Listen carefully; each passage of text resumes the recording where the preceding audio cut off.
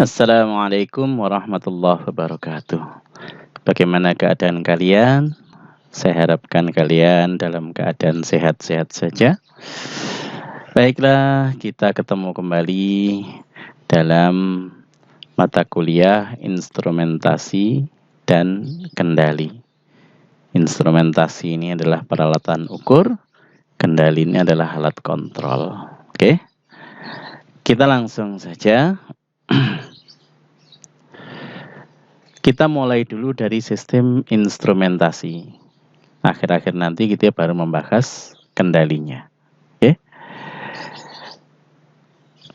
Diharapkan setelah kalian mengikuti sesi ini, maka mampu memahami tujuan mempelajari instrumentasi. Kalau tidak tahu tujuannya, tentu kita akan malas untuk mempelajarinya. Untuk apa sih kita mempelajari instrumentasi?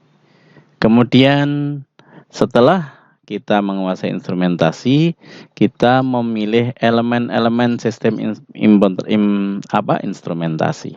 Ya, elemennya apa saja.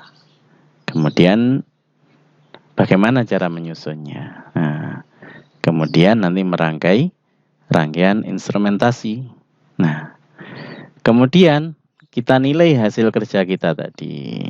Bagaimana performansnya dari sistem informasi, apakah dia ini baik atau buruk. Yang dikatakan baik itu gimana sih? Nah, alat ukur yang baik itu seperti apa? Nah, ini tentu ada kriteria-kriteria. Kemudian kalau kita merancang sistem instrumentasi, nah ini apa saja yang dibutuhkan. Nah, selain fisik, tentu adalah proses-proses untuk apa yang harus dilalui, misalkan mengecek apakah ini betul dia ini bisa mengukur dengan benar. Nah, oke. Kita langsung saja kita lanjutkan. Untuk apa kita mempelajari instrumentasi? Nah, kita lanjut saja.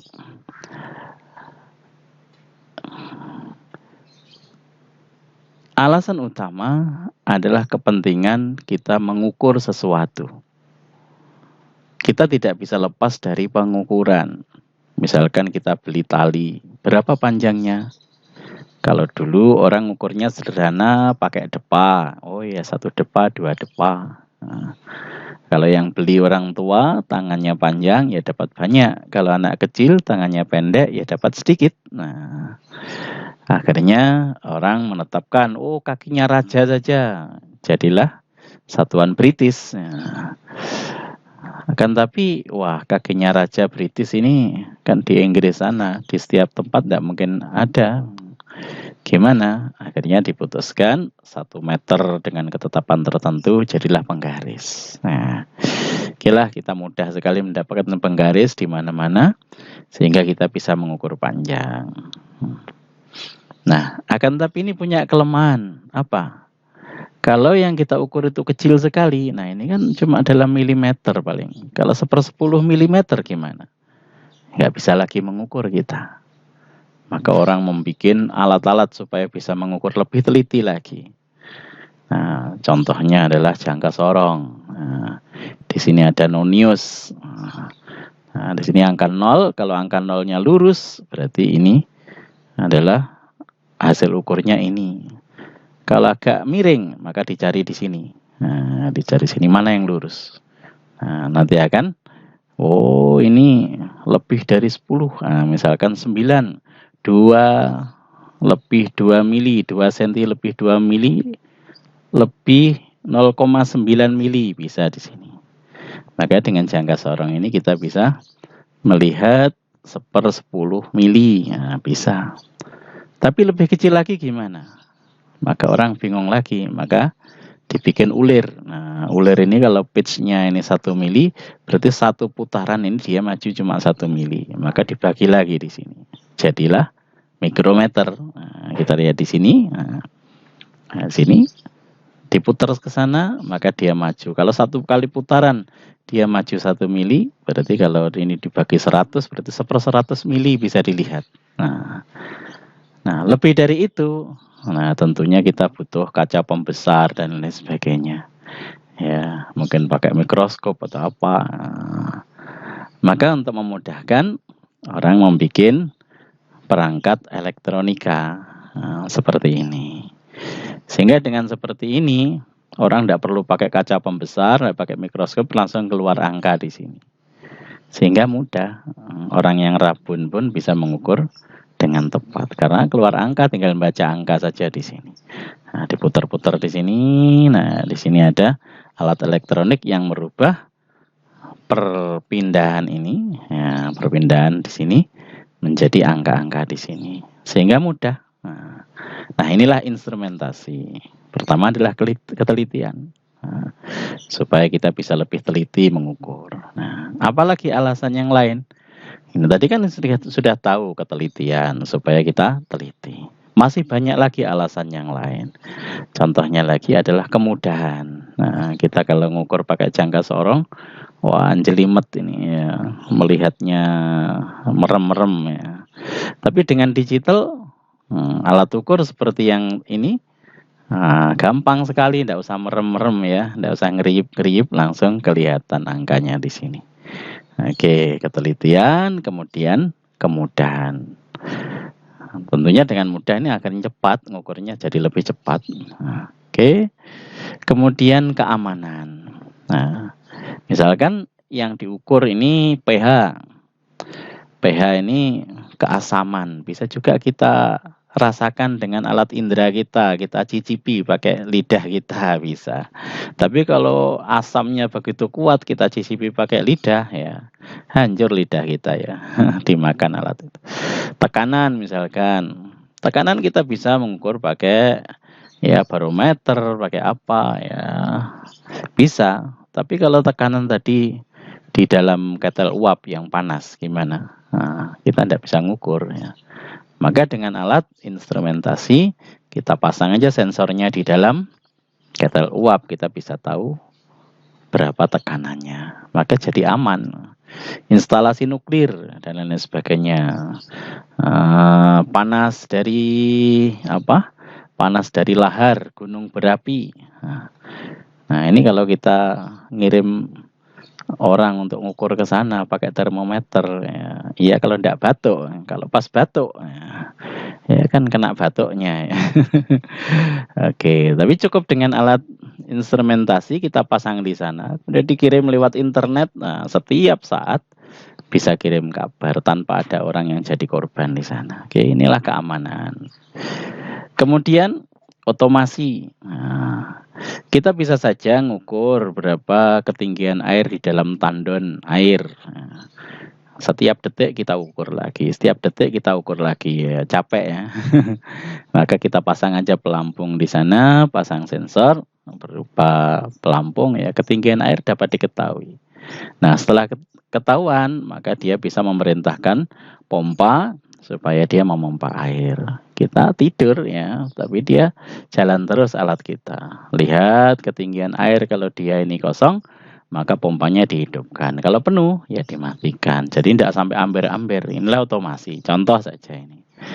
Nah, ini yang cuma tandon air ya. Kalau sampai ketel uap, terlambat merubahnya, ya bisa meledak ketelnya.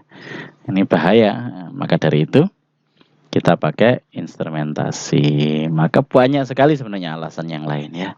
Ini salah satu contoh saja kenapa pentingnya kita mempelajari instrumentasi. Oke. Nah, lanjut.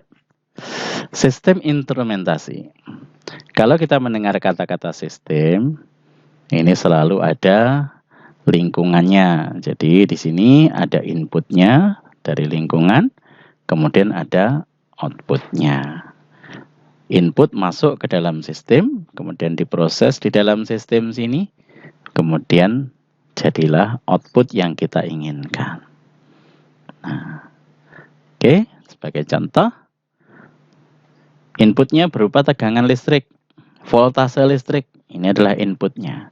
Ini tidak bisa kita lihat, tidak bisa kita raba, tidak bisa kita dengan panca indera, tidak bisa. Tapi setelah masuk multitester ini pakai voltmeter atau multitester, maka keluar jarumnya bergerak. Nah, dengan jarum bergerak, mata kita bisa melihat, oh voltasenya sekian. Nah, outputnya berupa jarum yang menunjukkan angka level tegangan. Inilah namanya sistem. Nah, sistem instrumentasi. Dapat masukan dan ada keluaran. Oke, kita lanjutkan lagi. Kelembapan udara misalkan. Berapa sih ini kok dingin sekali ya? Kok rasanya pengar di hidung, ya, nggak bisa ngukur. Nah, perasaan orang lain-lain. Maka dengan alat instrumentasi kita bisa melihat ini inputnya berupa kelembapan udara masuk ke hygrometer. Nah, kemudian dia menunjukkan angka. Angka inilah yang bisa kita baca, yang berupa output yang bisa kita indera. Oke, inilah sistem instrumentasi. Oke. Nah, elemen-elemen di dalamnya apa saja? Nah, elemen-elemen di dalamnya apa saja? Biasanya sistem instrumentasi itu, yang pertama adalah sensor. Sensor ini adalah alat yang digunakan untuk merubah besaran-besaran yang di alam menjadi sinyal-sinyal listrik atau sinyal-sinyal elektronik. Panas, itu kan tidak bisa kita ukur panas itu gimana. Maka masuk ke dalam satu sensor mengeluarkan listrik. Nah, listrik tadi diproses sinyalnya, masuk menjadi presentasi data berupa angka bisa kita lihat. Ini elemennya. Sebagai contoh, nah ini cahaya misalkan.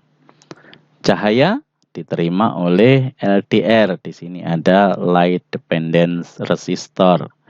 Light cahaya dependent artinya tergantung. Sensor resistor adalah resistansi. Jadi resistor yang nilainya bergantung kepada besar kecilnya cahaya yang masuk. Kalau cahayanya besar, resistansinya jadi turun. Cahayanya gelap, resistansinya jadi naik. Nah, kalau sudah resistansi bisa diolah pakai elektronik di sini. Nah, tentu ada gangguannya, ada sinyal radio masuk di sini, ada gelombang-gelombang elektromagnetik dari motor listrik, dari apa-apa masuk ke sini semuanya, maka perlu ada filter di sini. Ada filter penyaring. Cuma sinyal-sinyal yang kita butuhkan sajalah, yang cahaya saja yang kita butuhkan, lainnya ditapis di sini, jangan ikut masuk. Nah, kalau sudah bersih, baru kita amplifier, kita naikkan supaya bisa diproses secara digital. Nah, kalau tidak kita naikkan kecil sekali. Sensor itu cuma resistansi. Kalau kita pasang ini resistansinya paling berapa ini? 10 ohm. Nah, 100 ohm maksimal ya. 100 ohm itu kalau kita rubah jadi listrik ya kecil sekali, ukuran milivolt ya. Kalau milivolt ya nggak bisa kita ukur dengan baik, maka ada amplifier di sini. Dinaikkan 1000 kali, dinaikkan 10.000 kali, 1.000.000 kali, terserah kita. Inilah amplifier. Akhirnya dimasukkan, dirubah menjadi digital. Setelah jadi digital, masuk ke presentasi di sini. Kelihatan dah. Nah, berapa sih intensitas cahayanya? Ini salah satu contoh.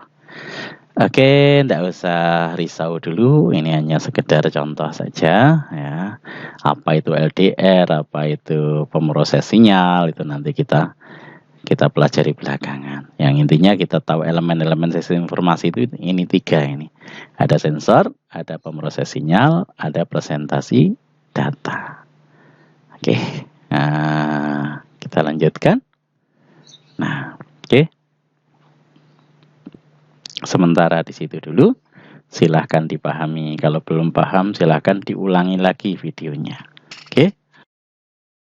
Baiklah, sebelum kita akhiri session kita kali ini, ada beberapa pertanyaan yang harus kalian selesaikan. Yang pertama, apa alasan orang menggunakan instrumentasi? Masih ingat enggak? Nah, 2, sebutkan elemen-elemen sistem informasi. Kemudian apa kegunaan sensor? Mengapa harus dipasang filter? Mengapa sinyal dari sensor perlu diproses? Nah, oke. Silakan dijawab ini untuk mengingat-ingat keterangan kita yang telah lalu. Oke, saya pikir cukup sekian video kali ini, meskipun singkat, mudah-mudahan bisa kalian ingat-ingat, bisa menambah kefahaman. Nanti kita akan lanjutkan lagi, yaitu dengan performan sistem instrumentasi. Ini akan kita lihat di video yang kedua. Oke, terima kasih atas perhatiannya. Mohon maaf segala kesalahan. Assalamualaikum warahmatullahi wabarakatuh.